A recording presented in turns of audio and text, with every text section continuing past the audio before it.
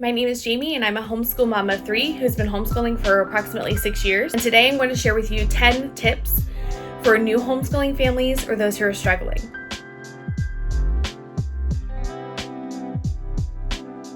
Number 5, and this kind of ties in with number 4, is it is okay to not finish your curriculum for the year. Say it again. It is okay to not finish your curriculum for the year. I understand you've paid for it. I understand that some of them are very expensive, and I get that. But for me, I've learned that even though a curriculum may have 170 or 180 days in it, my own state of Virginia does not require a certain number of days. So I have an end date in my mind from the beginning of the school year that no matter what, by this date, wherever we are, we're done. And that's okay. It's okay. There's some books that we get all the way to the end and we finish earlier in the year. And that's okay. We don't add extra subjects on because I'm not trying to overload or overwhelm my children. And I feel that what I've chosen for the year is sufficient. But by the end of the year, if there's a little bit left in a book or half the book, you can 1, continue it next year in the beginning of the year, or 2, save it for the summer. Those are 2 other choices you have. But try not to beat yourself up about not finishing a curriculum all the way through.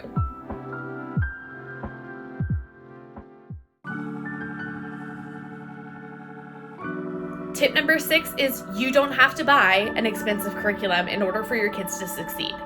I wish I knew this back in the beginning, because our first year of homeschooling, I spent probably close to $1,000 on 2 kids. Which is insane because one of them was in kindergarten, which doesn't require a lot at all. I didn't know what I was doing. And even though it was a wonderful curriculum, we used ACE at the time, it was a lot of money all at once. And I was still having to learn how to spend that one-on-one time with my kids. I was learning how behind they were, what subjects they were great at, what subjects they weren't.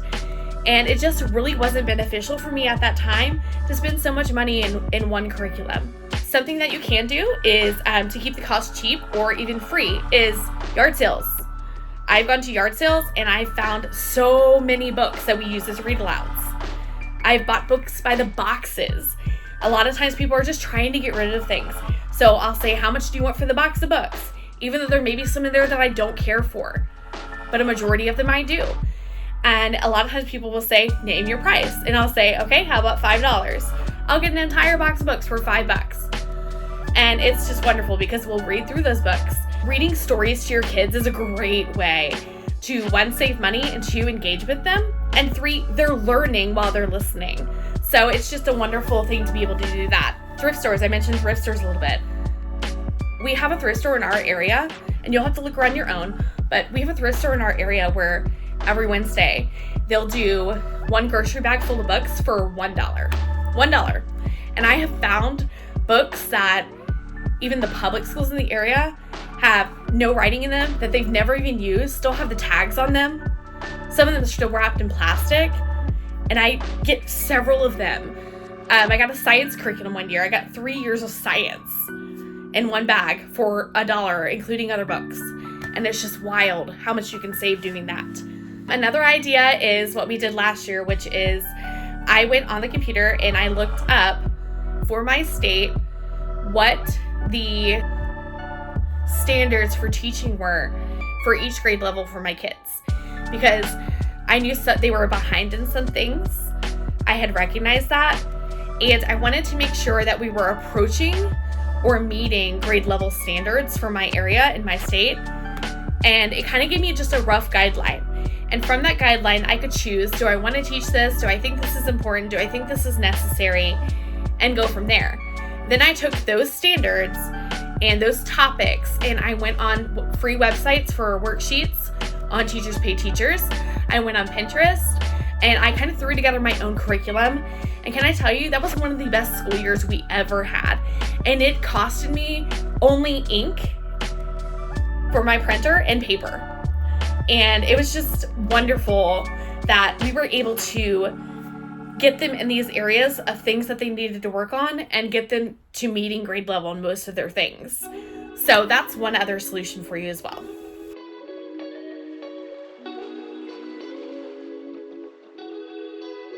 Number 7 is another one about curriculum. Finding a curriculum that is trial and error. It does not mean that you failed because you've purchased a curriculum or have been given a curriculum that apparently is not working for your child. It's trial and error. It will take years before you find things that work for your kids. Like I said, I'm going to be making a video about this, but we chose master books for this year to try it out because I thought it was something that would be okay for all 3 of my kids. And what I found out is that there were certain subjects in master books that really just did not mesh with what I was looking for. And I wouldn't have been able to tell until I started using it. Because even though a lot of websites will give you pages of the workbooks and the textbooks, I don't think from those that I would have grasped what I did by actually using the curriculum. And so that's why I say it's trial and error. You're going to find things and you're like, whoa, this is fantastic. And then you're going to find things and you say, this is not at all what I thought it would be. And that's okay. I think that's why it's important to also go to sites that like The Good and the Beautiful, where they have free curriculum that you could print off. Because if you can get something for free and you can try it out with your kids to see if it works, then you haven't lost any money on it. And something like that's fantastic. Another thing is make sure you're doing the placement test for these things and really just doing as much research as possible. I'm going to be later coming out with a video on how to choose the correct curriculum for your kids. And I think that'll be really helpful. So stay tuned for that in the future.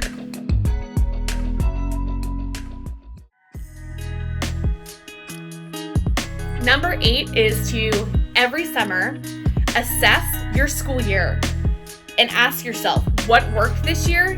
What didn't work this year? So when you're looking to plan your next school year, you can learn from your mistakes and learn from your successes. This will help you to see what is working with your kids and what is not, what is working for you and what is not.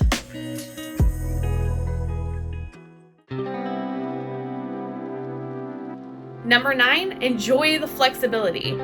It's okay to take a day off or to take a half day. You need to help yourself and your kids to avoid burnout. Homeschool is not supposed to be stressful. It's supposed to be an answer to your kids' education, an answer to guiding your kids, an answer to spending time with your kids and being a family. And if you're constantly stressed out and burnt out, your kids are as well. This is one of those concepts that they teach. I'm actually going for a degree in education right now. And this is one of the concepts that they teach, that the attitude and the demeanor of the teacher reflects on the children. So however, same thing with parenting, however your attitude is one morning, your kids will pick up on that and they'll reflect that as well. So it's very important that you make sure that you are not going crazy, that you're not stressed out, that you're not burnt out. Take a day off, take a week off, do what you need to do. But don't allow yourself to get to a point where homeschool is breaking you instead of helping your kids to succeed. Remember your why for homeschooling. Keep that as your focus. And if you need to shorten your day or take out subjects that aren't working and replace them with other things, do that. Because whatever is working is great. But if something's not working, we cannot allow it to impede our children's progress and to cause us unnecessary stress.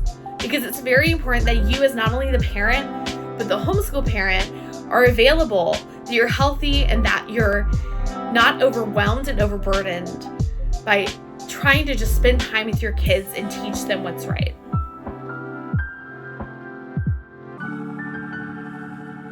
And lastly, number 10 is enjoy the present. Enjoy the time with your kids and truly take the time to get to know them. This is one of my whys for homeschooling, because my husband and I had heard a statistic that most families in America only spend about 20 to 30 minutes a day with their children. Yes, 20 to 30 minutes a day. And why is that? Because their kids are at school for 7 or 8 hours a day. The parents are also at work. So when you come home, you're rushing around, you're trying to get homework done, you're trying to shower, get baths done, and also have dinner together. And then guess what? It's bedtime and time to do it all over again. So that was one of my whys for homeschooling, was I want to get to know my kids. I want to spend time with them. I want to influence them in the ways that I think are important. I want them to learn. I want them to succeed. And one of the best ways to do that is by homeschooling. A lot of times we can get wrapped up in just, I want to make sure my kid's learning what they need to learn, and that's great, but don't miss these moments.